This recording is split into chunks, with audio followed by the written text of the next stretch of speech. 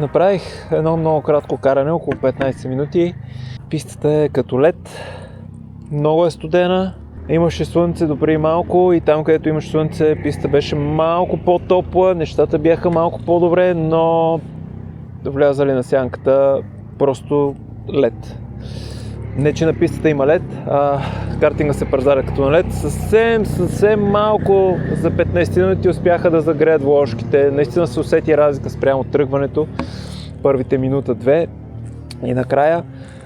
Но въпреки, че днес беше 15-16 градуса тук в Хасково, явно в момента, в който се скрие слънцето, нещата драматично се променят. Сега ще пробваме вече на полутъмно да направя още едно каране. Не съм голям оптимист, че се получи нещо интересно, но така и така съм тук, ще пробвам.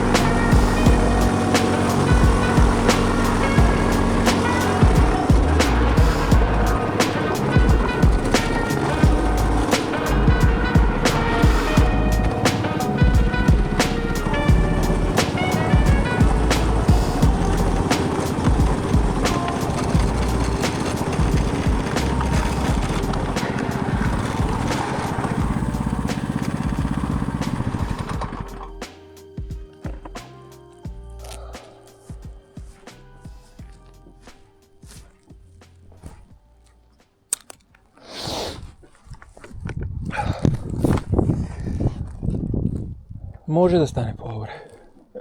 Може да стане по-добре, като загреят вложките. Или като гоним бетона отстрани, който е на някой завой. Там има много повече сцепление. Да. Просто трябва да е по-топло. Трябва да е по-топло. Иначе картинга в общи линии вече е прежален. Няколко пъти излитания, удари. Явно са го направили много здрав момчетата. Те така и ми казваха, но аз все пак не вярвах. Не бях толкова сигурен, колкото те ми го казаха, но вече съм сигурен, че е много здрав. Идиото устойчив е. И просто трябва каране. Каране, да се свикне с него. тук ръчната доста повече е ползвана спрямо пистата в Ring Mall. И е много по-добре. Изобщо, да, за съжаление пак 2 сесии само. Пак само 2 сесии. Но това е. Ще видим кога ще е следващото каране и къде. Но е ясно, че трябва да е през деня на слънце, за да може да има поне малко повече сцепление. Сега покарах, не знам, може би около 30 минути горе-долу и вече последните 7-8-10 вече се появи сцеплението. Така че 360 също ми се получи, даже малко повече. 360, 540 стана. И така, сега ще прибираме и ще си ходим. Чао, до следващия път!